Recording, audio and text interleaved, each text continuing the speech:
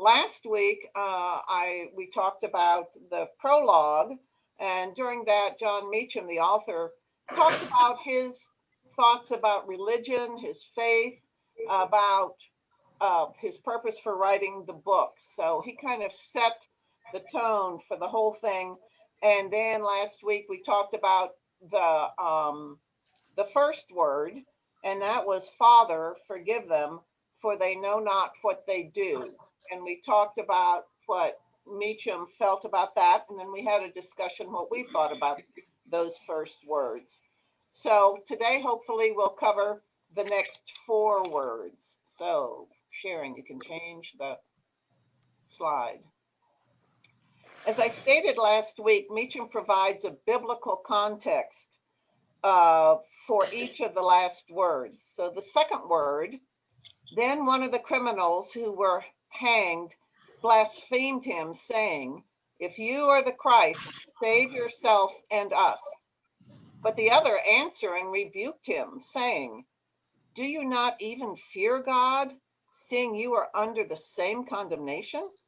And we indeed justly, for we receive the due reward of our deeds.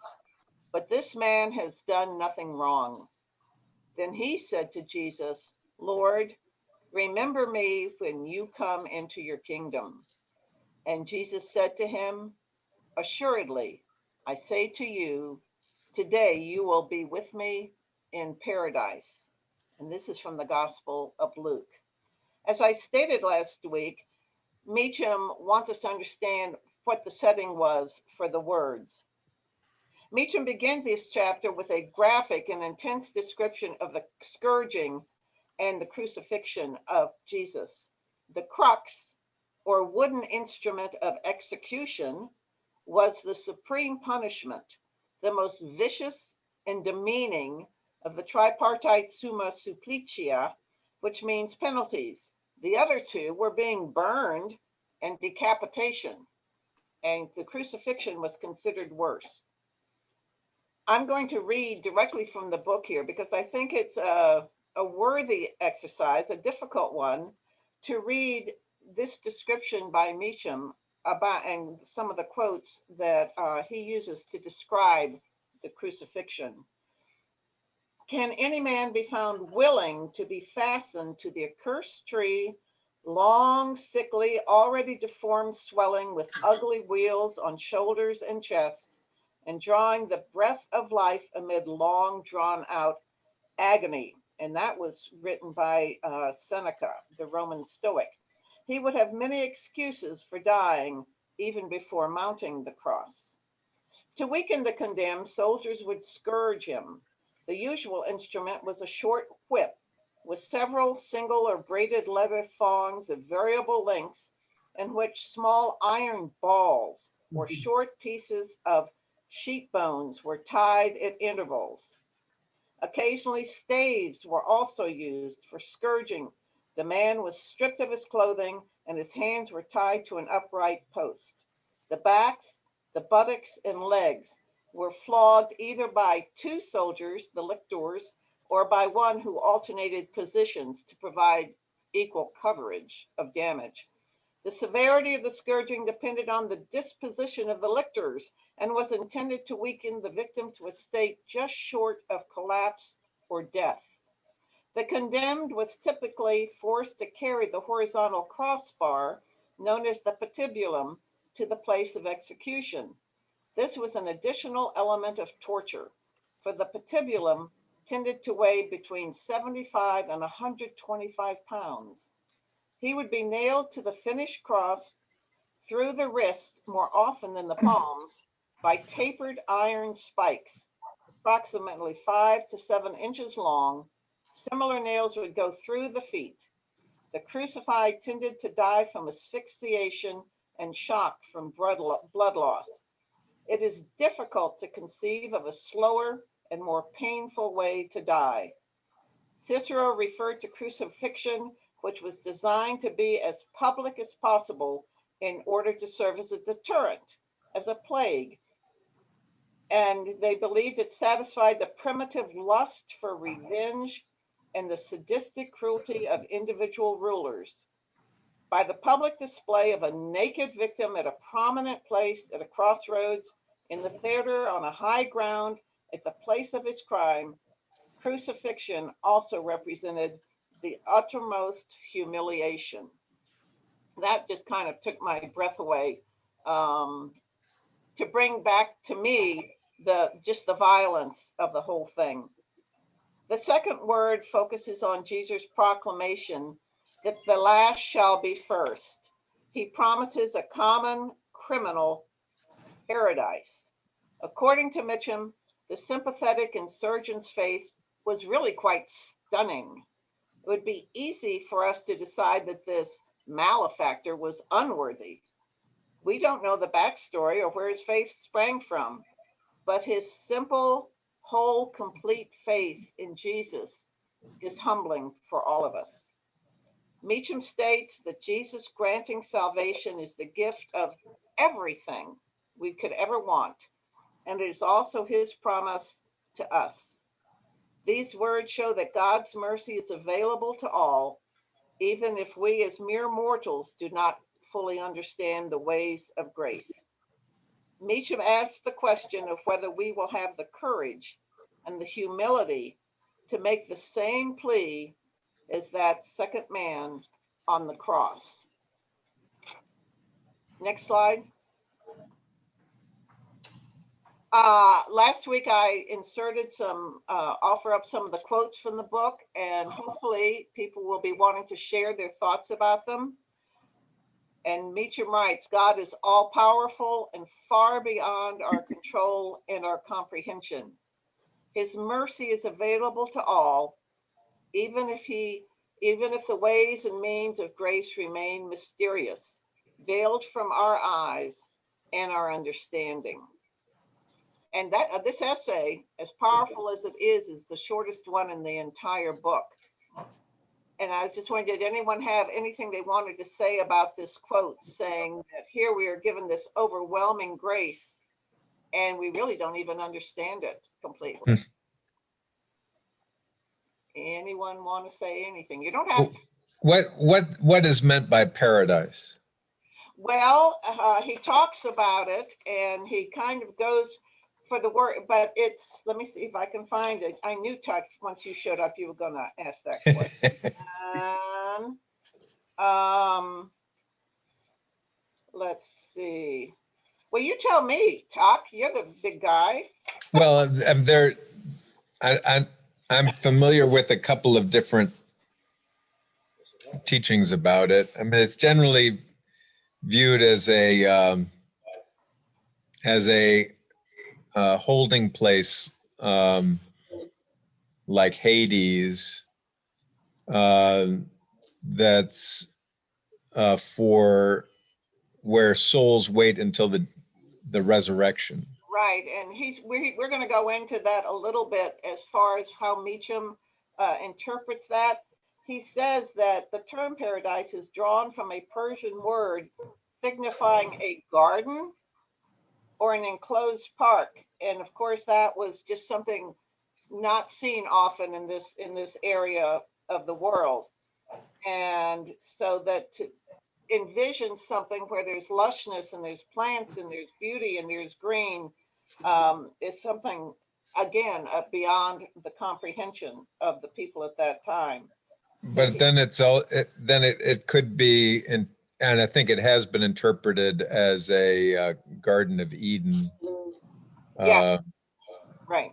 Until the resurrection, so that righteous souls would go there, and unrighteous souls would go either to Sheol or Gehenna, however you want to call it. But these were both paradise and Sheol were waiting, sort of temporary holding places until the day of resurrection. Right. The other question that I had just about that saying is where you put the comma makes a big difference. If you say today, comma, that is, I tell you today, comma, you will be at some point with me in paradise. That's different from saying, I tell you, comma, that today you will be with me in paradise. Right, it is. And I was very careful where I put my commas. I put them right where John Meacham told me to put them. Well, does he discuss the difference and why he chooses one place? Because there are no commas in the Greek. I know. So He didn't mention that, Tuck. he doesn't mention, okay. Okay, let's go on to the next word, the third word. The next slide. All righty. Now there stood by the cross of Jesus, his mother, and his mother's sister, Mary, the wife of Cleophas, and Mary Magdalene. When Jesus therefore saw his mother and the disciples standing by him, whom he loved, he saith unto his mother, Woman, behold thy son. Then saith he to the disciple, Behold thy mother. And from that hour, that disciple took her unto his mother. And that's from the Gospel of John. The third word, according to Meacham, could be viewed as Jesus simply taking care of important housekeeping, asking someone to take care of his mother as he was just about to die. These words can also be viewed in a larger sense. Jesus is leaving a model for his followers to love one another in the most profound and powerful of ways. These words call us to fix our eyes not inwardly, but outwardly on one another and ultimately on the cross. John is asking us to be the doers of the world and not hearers only. The mystery of the church is about both faith and work. According to Meacham, the story of Jesus is about a guide and a gate. The guide, Jesus, shows us what we need to be in our faith, and the gate represents our going through the gate out into the world and making a difference because of our faith. I really like that. Meacham writes that the point of Good Friday is that we are invited into a mode of life that offers us a new way of seeing both the temporal and the transcendent. We can focus on the esoteric abstract, or we can make a difference in the world around us. And a quote, the next slide, Sharon. We should, with John, who accepts the charge to become a son to Mary, take care of one another, remembering always that it is through love that we glimpse the divine and touch the cross of Christ. Does anyone want to make a comment about that quote? But I mean, my only comment about that would be that we tend to think of mothers as those who are charged with taking care of sons. But in the ancient world, and I think even today, the commandment is to honor your parents, not to honor your children. Right. And I think that's important for us to remember, is that our charge is to take care of our parents, not for our parents to take care of us. Yeah, they've done that. Now this is the difference.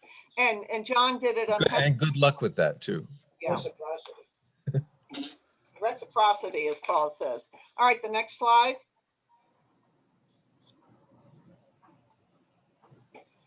The second quote was included in the chapter, the essay, and it's from the epistle to the Philippians.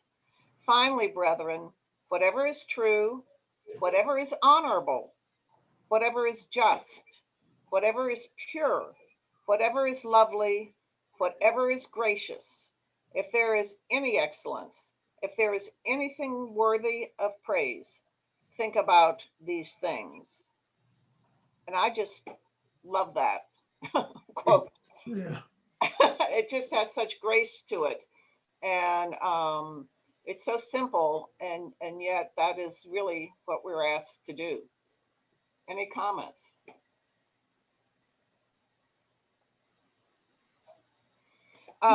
during the ministry of Jesus, when he invited his disciples, initially when he was going and getting his disciples, his invitation was very simple: come and see.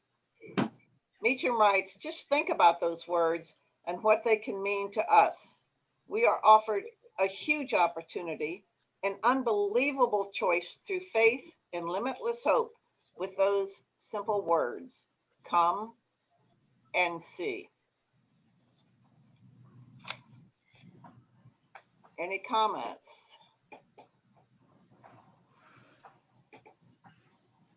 All right, we have Brevity is good. brevity is good. There, good, Paul. Thank you. All right, the next slide. And these are the two quotes.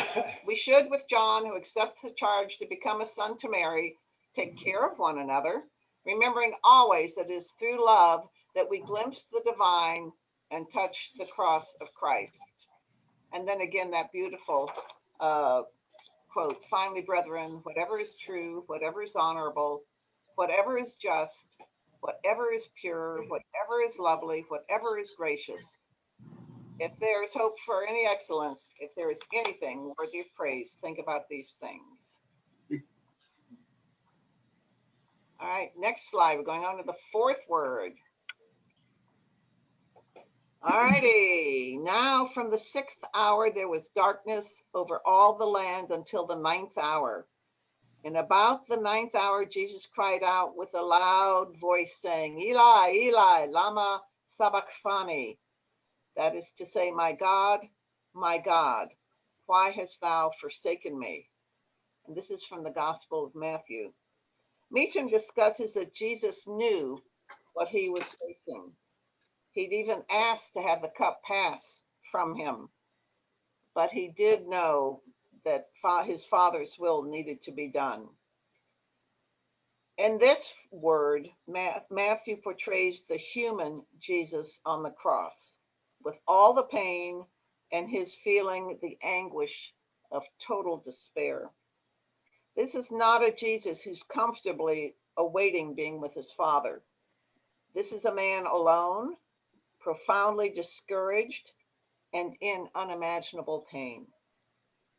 Meacham says that we recognize in Jesus what we ourselves suffer, and this draws us closer to the truth of the cross. We feel pain, he felt even greater pain. Meacham says that we recognize in Jesus what we ourselves suffer. If he had not suffered, if he had not bled, if he did not feel every bit of the pain of execution as he jumped for air, then he would not be the Christ we know. He was the Word made flesh, and at the same time full of grace and truth. Meacham writes that it is hardly surprising that the rawest words of the crucifixion should perhaps tell us the most about the divine meeting of Golgotha, a place of violence and of hate.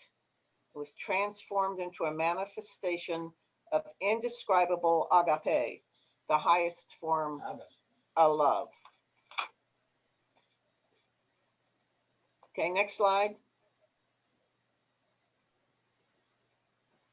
One way to set things right again is to return to Golgotha and to the Lord of history and of love who died there. His story of resurrection amid death and of love amid hate gives hope to the fearful, redemption of the fallen, and order to the chaos. And there can be no greater story than that. I found that a very powerful quote by Meacham. He shares in his personal reflection in the chapter of when he has fallen short, when he has hurt someone or done things which he ought not to have done. It is almost always the sin of pride, his sin of pride, which usually is to blame. And that's what this quote is about. Any comments on this quote? To blame in lieu of taking responsibility? Is that Well, No, Go ahead. Joanne, he did mention that this is the first verse of Psalm 22, right? Yes, he did. And that psalm ends with the suffering man declaring his praise of God to endless generations. Right. And then the other thing is that this is the only word found in both Mark and Matthew. So Mark and Matthew only use this quote, and neither John nor Luke use this quote. Right. So it's the only one used by Mark and Matthew. John and Luke each have 3 other quotes that are unique to them. So I think that, I don't know whether Meacham says anything about that. But He doesn't spend a lot of time doing that cross-referencing, as far as what and who and was it repeated several times or anything. He didn't seem to take. He's the first quote in Matthew, and the first word he did say it only showed up in Matthew, but that's, I think, the only time he did that. I have a question. Yes. As far as the word, in this quote, they use the word Eli, and in Mark, at least, it looks like Eloi. Now, right. what's the Right. difference? It was that way this morning at the 8 o'clock. That's too. right. But I wrote it down just as John Meacham did. Trust me. So, because I agree with you. I knew it to be Eloi. So, but I typed what he typed, and it may have been his version of the Bible, which he does. I can't remember if he cited specifically which Bible he used to get his quotation, his words from. But they're both variants of the same word, which is the word for God, which is a different word than Yahweh. But it's the word that's the root of Israel, and the L. Uh-huh. Yeah, is Eloi? I mean, again, we translate it "my God." Is there a sense of "my God" in Eloi, or that maybe is not in Eli? A Hebrew scholar would have to answer that. And Okay. I'm not a Hebrew scholar, trust me. Okay. All right, next slide. That's a good question. though. It is. Mhm. And I love this one. If he did not suffer, if he did not bleed, if he did not feel every bit of the pain of execution as he gulped for air, then he would not be the Christ we know. He was fulfilling his epical role in history on that cross. He was not play acting, not a God pretending to die. He was the Word made flesh, who was, however strangely and incomprehensibly, full of grace and truth.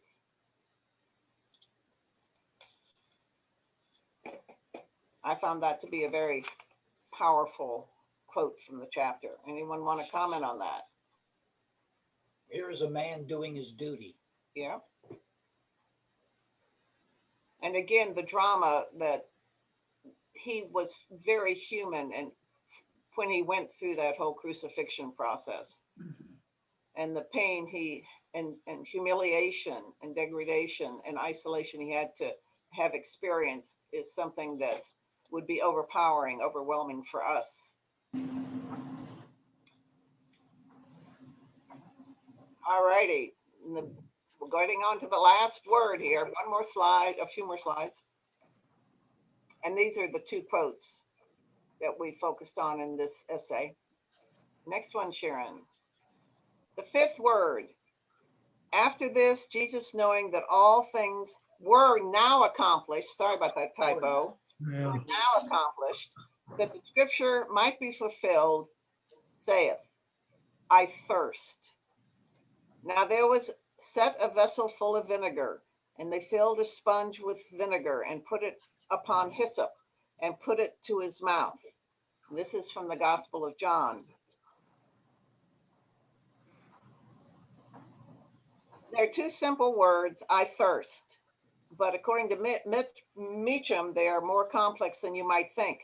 Hyssop was used to sprinkle the blood of the Passover lamb on the doorposts of the Jews to ensure God's protection back in the Old Testament.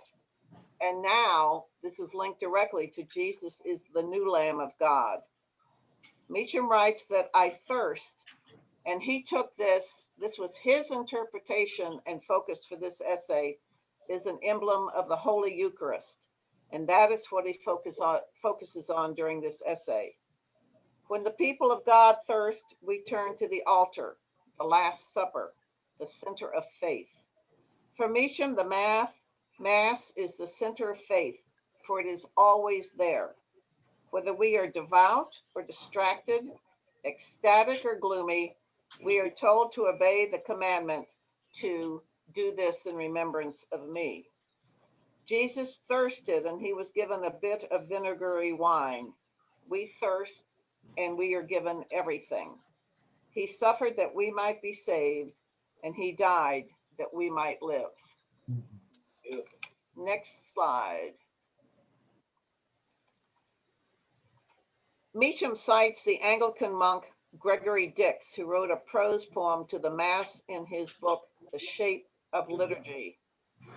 For century after century, spreading slowly to every continent and country, and among every race on earth, this action has been done in every conceivable human circumstance, for every conceivable human need from infancy and before it to extreme old age and after it, from the pinnacle of earthly greatness to the refuge of fugitives in the caves and dens of the earth. And I just love this quote that from Dix, because it impressed upon me the significance of the Eucharist that began so simply with the Last Supper and how it is crawled through the centuries and expanded, and we have it today. I found that very powerful. Any comments on the quote?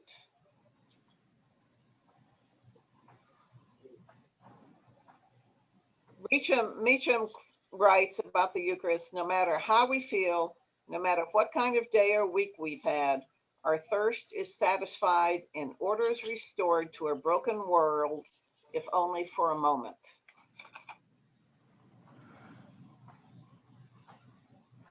Next slide. All righty. In this essay, Meacham writes that in today's world, it's unfashionable to focus too much on sin and our shortcomings in mainstream theology. When the Episcopal Church reformed its Book of Common Prayer in the 1970s, it dropped a key phrase from the General Confession of Sin, one that acknowledged there is no health in us. John Henry Newman, a Victorian theologian, wrote a prayer that Meacham feels better expresses our frailties and God's acceptance. Newman said this would be his prayer before communion. And that's the quote: "Thou seest not only the stains and scars of past sins, but the mutilations, the deep cavities, the chronic disorders which they have left in my soul. Thou seest the innumerable living sins, living in their power and presence, their guilt and their penalties which clothe me. Yet thou comest. Thou seest most perfectly, yet thou comest." When I read this, it was stunning in its brutal description of our human frailties and how unworthy we are. And yet God, Jesus, and the Holy Spirit comest. Anyone want to say anything about that quote? Thank God for grace. Yes, very much so. Because my goodness, we are miserable sinners. I prefer the prayer books. It's very Roman. It is. It is very Roman, Mhm. but Not very Anglican. oh dear, oh dear. All righty, last slide. Oh, well, these are just the two quotes. Anyone want to say anything about them before we close out this session? This is a very quiet class. It is a very quiet group. I've overwhelmed them with how amazing. Quality of our teacher. All right, next slide. All right, the next words, last two, it is finished. And Father, unto thy hands I commit my spirit. The third lesson is going to be pre-recorded. Sharon and I will get together and will be aired on Good Friday. And you will be able to access all three of these sessions. As Meacham wrote, this whole book began as a series of meditations that were done all on Good Friday from beginning to end, probably interspersed throughout the day. And so we're going to try and create that kind of sorta on our website. How would they access it, Sharon, come Friday? I'll put it on the front page. Okay. On the front page. Okay. On the front page of the website. So, and then he has a epilogue also where he briefly discusses some things to close it out. All righty. Well, thank you all for joining us on this dreary, wet, rainy day. Thank And you. Thank you. Yes. Thank you. Thank you, Joanne. Thanks, Joanne. okay, you take care. Bye-bye. Bye. See you soon.